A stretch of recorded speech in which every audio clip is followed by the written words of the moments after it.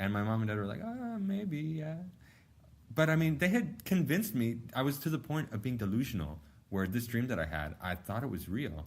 And so I was convinced that I saw Santa and so this is dangerous that you can, as a parent, you can brainwash your kids to think anything. And this is why. Yeah, but they're so young, they're so malleable. It just creates a little more magic in the world because, they're already off creating their own fantasy worlds and everything. So this is a way for you to have that connection to them. But I just can't get over how awesome your dad was. Also, he's very cool. You do know that reindeer are actual animals, right?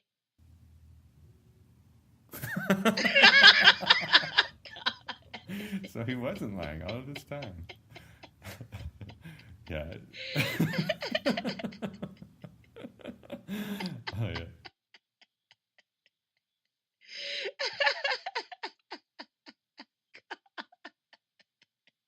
But yeah, I didn't know that reindeers were actual animals because they had been so wrapped up in the Christmas stories and with Santa Claus. And when I found out that Santa Claus wasn't real, I assumed that reindeer, of course, weren't real.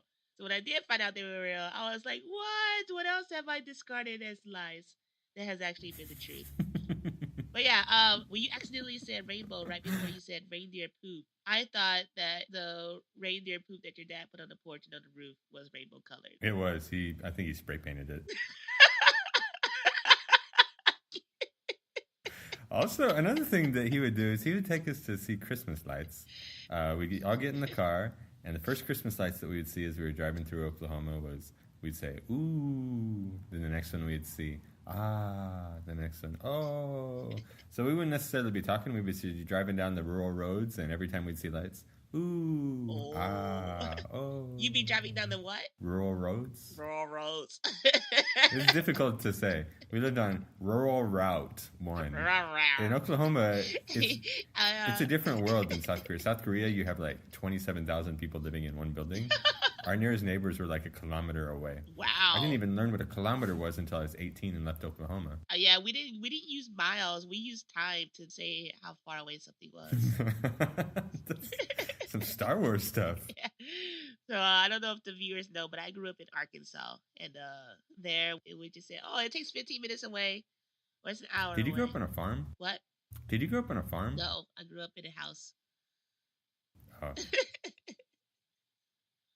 So I grew up on a farm, and my grandpa had all kinds of awesome words. So obviously you probably had y'all. Yes. Ain't. Yep. Fixin' to. Yep. Might neart. Nope. This is my grandpa's word. It's a combination of mighty near to have, a contraction between like 8 different words. Right. And it means almost. For example, that hog might near to bit my arm off. Oh, okay. I have to pause and think about it for a bit. Or used to could. I used to could speak with a Scottish accent, but now I can't. Let's see. What was another word that we used? My mom used to say when we would do something, and then my mom would warn us not to do it again, and we wouldn't believe her. I don't know why, because we were kids. But she was like, okay, you want to do it again? If you don't believe fat meat greasy till you squeeze it, go ahead and squeeze it. And it's just like, what? But I grew up hearing that, and then I tried to use it in college, and people just looked at me like, what? Are you having a stroke? Yeah. Country folks are funny. Talked about how you would tell distance by time. Yeah. Did you ever tell volume by cows? No. Like, how big is it? It's about as big as 2 cows. How big is it? It's about like maybe a fourth of a cow. You did that? How big is it? It'll seat 4 cows comfortably. Did you do that? You didn't do that. That's a joke, right? It makes me laugh so much though. It started as a joke, but now I actually do that. Like if somebody's like, "Oh, so how big is your apartment in Japan?" I'll be like, "I could probably sleep like 3.5 cows comfortably." Did you guys do the cow tipping jokes also? Yeah, I used to think that was funny, but then I realized that's really sad. But then like it's also not possible, right? Those cows like weigh so much. You can't just walk up and tip a cow. I don't know. Tip a towel. I don't know though. They are on these like tiny little legs with a high center of gravity. It seems like if you got up a running start, you could surely knock one over. I don't know. Yeah, you try to do that, and then if it doesn't work out the way you think, see how long you live. I wouldn't do that though. The poor defenseless animal. They're just trying to nap. How would you feel? How would I feel if I'm just sleeping on the couch and somebody came and pushed me out of the couch onto the floor? Especially if it was a cow. I would be so confused and I would laugh so hard. I'm on the floor. I wake up. What happened? I see a cow running away laughing. Or a cow galloping away, I suppose. Cows gallop, don't they? Canter.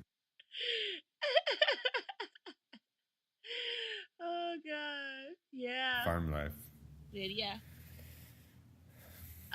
Christmas memories. I have a few Christmas memories, but mostly because, well, my dad used to videotape us a lot. Like we had a lot of home movies. Actually, we only had 2 home movies, but they were just so prominent in our life. We watched them over and over and over again, and it just became ingrained in our brain. Christmas in 1994, so I was like 5 years old. He showed like the night before after we had gone to bed, and they were setting up the tree and putting up the presents, and Mom was in the kitchen cooking, and my dad was singing Silent Night but running out of breath. So that was really funny to us. And then we video showed us waking up and opening our presents. And at one point, I said, "Can't see what I'm opening. I don't know what I have in my hand." But I said, "Mom, I can't do it." And she says, "Do what, Charity?" I said, "Nothing." What was it? What was it? I don't have any idea. But my family has teased me about that for so long. And then one more, it was like I was opening this Mr. Frog game, which is like this revolving frog head, and you shoot flies into its mouth. But no, it wasn't that game. It was the Trouble game. Do you remember Trouble? The Pop-O-Matic bubble. Yeah. So we had opened that gift because we always got games for Christmas, and I remember saying, "Ooh, I like this kind of game." I don't know why I said it like that. Game. It stuck with me. Yeah. Those are my Christmas memories. Yeah, I'm going to start singing like that too. We should try to get some of these into the vernacular. For example, in Korea, it would be cool if you could start getting people to measure volume by cows. And here, when in Peru, I'll try to get people to say, rather than partido, partido. And it'll be cool, like in 20 years, if you ever visit Peru, somebody will be like, "Oh, so Peru's going to play in New Zealand later today. Are you going to the partido?" And you'll be like, "Whoa, I caused that." No, if people start doing that, I'm going to be just like, no. Don't remind me. Well, those are some cool Christmas memories. We actually have a viewer question from Howie127. All right, bring it on. His question is thus. "Hi, ThugLife and Charity. Big fan. My question is thus. What is your origin story? Also, what are some of your favorite Christmas memories?" Good question, Howie. Wow. I guess my answer would be, so we met at a salsa dancing class in South Korea. And it was when ThugLife was here just on a visa run. Am I giving away too much information? No, you'll be fine. Lots of people do visa runs. So he was here on a visa run only for a few days, and he was at a salsa dancing class that I usually go to. But that day I was feeling like, I don't really want to go, but my roommate dragged me there anyway, and then I had a lot of fun, and there was this tall white guy there. Oh, is that too much information? No, there's lots of white guys in the world. So there was this tall... How many white guys are there named ThugLife, though? I'm the only one. You exposed my secret. That's true. Well, just don't introduce yourself as ThugLife in the real world. But yeah, like this tall white guy in a room full of Asians and short white girls. Yeah, and then we danced, and I noticed him, one because he was a tall white guy, but another because I could tell it was cold inside the room by looking at his shirt. What? Simple joke. Maybe I was just excited about dancing. I was not aware of this. I'm feeling rather uncomfortable at this moment. As you can tell, I'm sure by my nipples.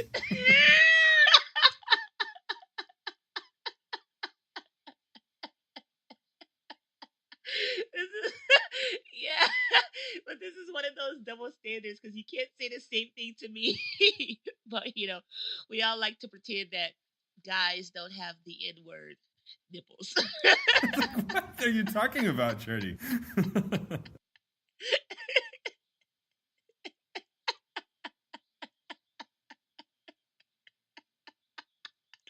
Oh yeah. But yeah, so I noticed him, and he said that he was only going to be here for a couple of days. And who had the idea to go to the museum? Probably me, because one of the things I really wanted to see in Busan was the Van Gogh Museum. Okay, so I don't. I'm usually forward and extroverted. My friends will think I'm lying, but it's true. I offered to go with him with another friend of mine, and we met, and then there's just everything just fell into place, and now here we are doing a podcast. Famous podcasters. Yeah. So if any step would have went differently, like if that morning I hadn't have got arrested and fled from the cops, I never would have left the country and gotten to Korea, and we never would have met. Like, just a smidgen more lazy, then I would have gone to salsa class. And then this morning, I would probably be sleeping. Oh, so this is a sad story, actually. Yeah, it's a sad story. Cautionary tale.